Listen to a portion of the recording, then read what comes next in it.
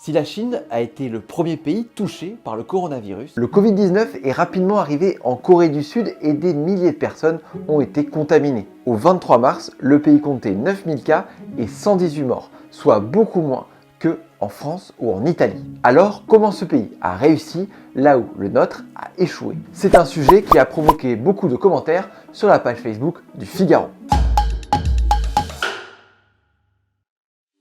Si la Corée est bien préparée, c'est peut-être parce qu'elle a l'habitude. Les pays asiatiques en général se rappellent des deux précédentes épidémies de coronavirus. La première, c'est celle du SRAS qui a lieu en 2003, surtout en Chine et à Hong Kong. Puis en mai 2015, la Corée du Sud est très touchée par un nouveau coronavirus bien plus virulent, le MERS. Dans le pays, il y avait eu 185 cas et 36 morts. Une situation qui a été vécue comme un traumatisme et dont les autorités ont eu beaucoup de mal à prendre la mesure. On a frôlé la catastrophe.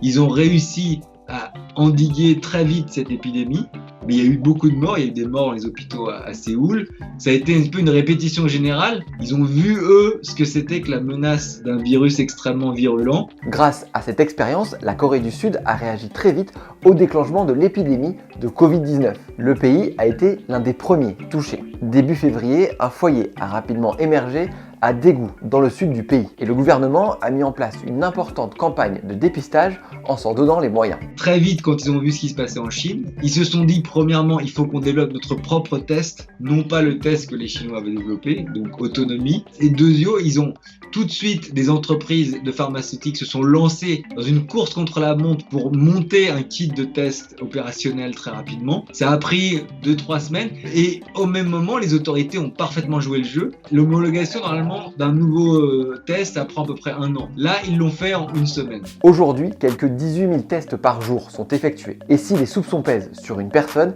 elle est systématiquement dépistée. Dès qu'une personne est déclarée comme ayant le virus, ils vont récupérer entre 20 et 50 personnes dans le rayon autour de cette personne et les tester automatiquement, qu'elles aient des symptômes ou pas cette fois-ci, puisqu'elles ont été en contact avec une personne qui a été déclarée. Ensuite, on peut aussi se faire tester gratuitement si on a au moins 2 symptômes, je crois, donc si on a une toux ou si on a de la fièvre, etc. On a d'ailleurs vu ces images de gens qui se font dépister dans leur voiture dans des espèces de drive.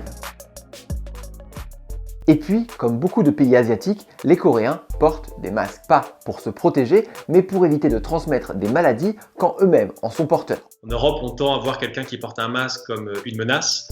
En Corée du Sud, c'est tout l'inverse. Porter un masque, c'est montrer son respect pour la communauté, son respect pour ses voisins. C'est montrer que même si on a des symptômes grippaux, on fait tout pour éviter de contaminer les autres. Et ça, c'était quelque chose qui a manqué en France. Vous ne pouvez pas aller dans les lieux publics sans avoir un masque, vous ne pouvez pas prendre un transport public. Ce matin, j'ai dû partir en catastrophe, je devais aller prendre le bus et en retard, je suis revenu en arrière parce que je me suis rendu compte, j'ai oublié mon masque, je ne peux pas prendre le bus sans masque. Et la réponse de la Corée du Sud face au Covid-19 est aussi technologique, puisque le pays utilise aussi les données personnelles de ses habitants pour contenir la propagation du virus. Quand une personne est repérée, le gouvernement envoie un message aux citoyens avec l'itinéraire exact de la personne contaminée. On vous dit à 18h il était dans telle supérette, à 20h il a mangé dans telle pizzeria et on invite la population qui a peut-être croisé les pas de cette personne d'appeler un numéro téléphonique où là on va tout de suite être mis en relation avec des gens qui vont dire est-ce que vous avez des symptômes et éventuellement s'il y a des symptômes qui persistent, on va vous demander de vous tester. Résultat, en Corée du Sud, dans la majorité du pays,